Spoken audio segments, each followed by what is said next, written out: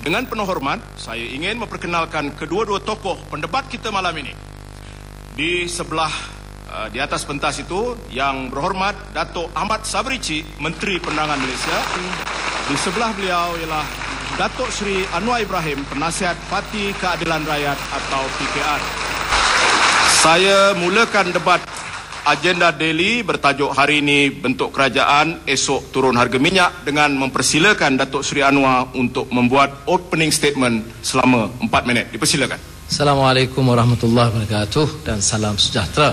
Terima kasih Tok Johan dan Agenda Daily kerana kesempatan ini, dan penghargaan khusus kepada Saudara Datuk Sabri kerana memberikan ruang yang julung kali diadakan.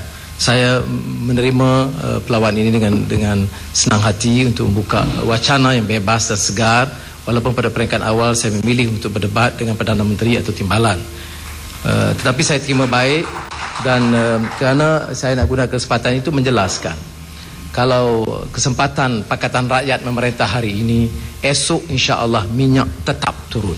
Saya cadangkan berdasarkan perkiraan kekuatan makroekonomi negara kita, pertumbuhan dan potensinya, penyusunan dan pengurusan pemerintahan yang lebih cekap dan bebas dari rasuah dan penyalahgunaan kuasa, dan jumlah yang kita fikirkan untuk diturunkan dalam kadar segera sebagai langkah awal ialah 50 sen. Maknanya mulai esok, seandainya kita perintah malam ini, harga minyak RM2.20. Saya pertahankan hujah ini kerana beban rakyat itu sudah tidak terkawal. Petani, nelayan, pekerja, peniaga, peringkat menengah dan atas itu mengalami satu keperitan yang luar biasa.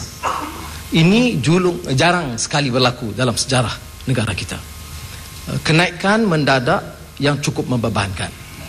Orang Melayu, majoriti Melayu adalah lebih banyak terkesan. Jadi semua perbicaraan tentang menyelamatkan orang Melayu, membela nasib orang Melayu itu omongan. Tetapi kenyataannya keperitan itu menimpa orang Melayu. Termasuklah Bumi Putera, Sabah dan Sarawak. Bagaimana boleh dapat saya kumpulkan jumlah 5 bilion ini? Saya akan jelaskan dan memperinci berikutnya. Iaitu TNB sekarang umpamanya punyai standby capacity yang berlebihan. Reserve 40%, di antara yang paling tinggi di dunia. Siapa yang untung? IPP, jana kuasa bebas. Untungnya sudah bilion ringgit. Ada lagi jana kapasiti yang begitu besar. Mengapa harus kita berikan? Petronas rugi, TNB rugi, yang untung IPP. Dan kapasiti 40% itu saya usulkan untuk dikurangkan standby capacity itu kepada 20%. Dengan mengurangkan kapasiti itu saja, kita telah mendapat 2 bilion ringgit. Jadi kita nak cari 3 bilion ringgit lagi. Petronas hari ini dalam financial announcement dia menyebut keuntungan yang besar. Jumlah keuntungan 08 yang baru selesai diumumkan hampir 100 bilion ringgit. Jangan kita bicara soal naik harga minyak. Naik harga minyak bermakna di pasaran dunia pendapatan dan dana kerajaan bertambah, meningkat besar. Jadi kalau kita punya keuntungan begitu besar, sebahagiannya untuk Petronas, dan saya tidak ganggu Petronas, Petronas punya rekod yang cemerlang dan pengurusannya membanggakan. Masalahnya ialah manakala campur tangan politik, pengurusan politik yang sangat lemah, membebankan negara. Jadi oleh demikian, saya mengusulkan sebagai langkah awal kita turunkan 50 sen mulai esok, walaupun sekarang Barisan Nasional Perintah maknanya ini tidak mungkin, tetapi kita turunkan 50 sen insya-Allah esok, keesokannya, dan saya akan jelaskan dalam masa yang diberikan nanti bagaimana kita boleh cari 3 bilion ringgit untuk dana meringankan beban rakyat itu tidak terlalu besar. Kerugian dan tanggungan perwajar sahaja 13 bilion ringgit yang boleh ditampung oleh kerajaan. Mengapakah harus kita jadikan isu terlalu besar bila 3 bilion ringgit itu nak diagihkan kepada rakyat jelata? Terima kasih Datuk Seri Anwar. Saya persilakan Yang Berhormat Datuk Ahmad Sabrici. Assalamualaikum warahmatullahi wabarakatuh. Saya menerima jemputan agenda daily untuk berdebat malam ini atas kesedaran bahawa adalah tanggungjawab saya sebagai orang yang dipilih oleh rakyat dan juga seorang menteri yang dipilih melalui proses yang sah, dan saya bertanggungjawab untuk menyatakan bahawa beberapa tindakan yang telah dilakukan oleh kerajaan inilah cara yang terbaik untuk masa depan negara kita dan masa depan rakyat, bukan pendekatan yang populis yang sering dilakukan dalam banyak negara-negara yang tidak semestinya negara itu berakhir dengan keadaan ekonomi yang lebih baik pada masyarakatnya. Perlu saya jelaskan di sini bahawa kalaulah dikatakan pada hari ini 50 sen nak diturunkan, sebenarnya ucapan ni saya dah dengar sebelum pilihan raya yang lepas.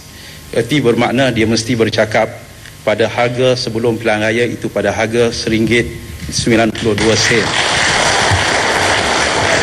Tentangannya ialah menentang pada kenaikan yang baru-baru ni. Kalaulah kita teruskan pada RM100.92, ini bermakna subsidi yang terpaksa ditanggung oleh kerajaan semua ialah sebanyak RM50 bilion. Dan ini bermakna banyak program-program pembangunan tentang soal sekolah, soal rakyat, soal jalan, soal orang di felda, soal orang di kampung tak dapat dilaksanakan hanya untuk menampung cara hidup yang berterusan yang ada pada hari ini. Perlu saya jelaskan juga bahawa kita perlu tahu bahawa kenaikan harga minyak sekarang ini bukanlah kerana kita. Kita mesti sedari hakikat bahawa kita berhadapan dengan krisis minyak seluruh dunia.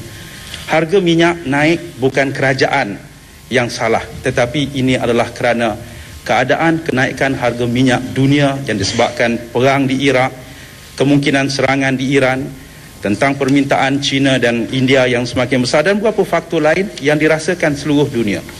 Dalam sejarah negara kita, harga minyak dunia ataupun krisis minyak ini bukanlah kali yang pertama. Kali yang pertama ialah dalam tahun 73 dan tahun 74. Pada waktu itu selepas perang Yom Kippur atau perang Ramadan pada ketika itu, di mana orang-orang Arab, negara-negara Arab berpakat untuk mengenakan tindakan embargo minyak kepada negara-negara yang menyokong Israel pada waktu itu, dan dalam masa yang sama dia menghentikan atau mengurangkan pengeluaran minyaknya. Waktu itu juga seluruh dunia menghadapi masalah inflasi yang teruk. Harga minyak naik mendadak 400% daripada $10 setong hingga $40 dalam masa 6 bulan, memberi kesan inflasi yang cukup teruk termasuk dalam negara kita pada waktu itu. Tapi saya ingat pada waktu itulah pentingnya, tahun 74 ialah zaman Tun Razak. Tun Razak buat Petronas pada waktu itu, menubuhkan Petronas dalam keadaan yang tertekan kerana dunia luar menekan kita jangan ambil hak yang telah diberikan kepada Shell pada waktu itu. Shell telah diberikan oleh British sebelum meninggalkan negara kita. Kita tubuh Petronas pada waktu itu, dan ia bukanlah satu perkara yang mudah. Sebab itulah pada waktu itu seluruh rakyat bersatu menyokong Tun Razak. Pada waktu itu PAS menyokong Tun Razak. Pada waktu itu juga banyak parti-parti lain menyokong Tun Razak. Saya ingat pada waktu itu Saudara Anwar memilih untuk memalukan Tun Razak, bergarak di jalan raya, mengajak mahasiswa dan sebagainya. Seperti dulu dan seperti hari ini, rakyat memang sempit. Tetapi saya melihat sama seperti dulu, Saudara Anwar suka mengambil kesempatan daripada kesempitan rakyat. Dan sebab itulah kita katakan bahawa memberikan minyak yang murah bukan penyelesaiannya. Banyak negara, terima kasih.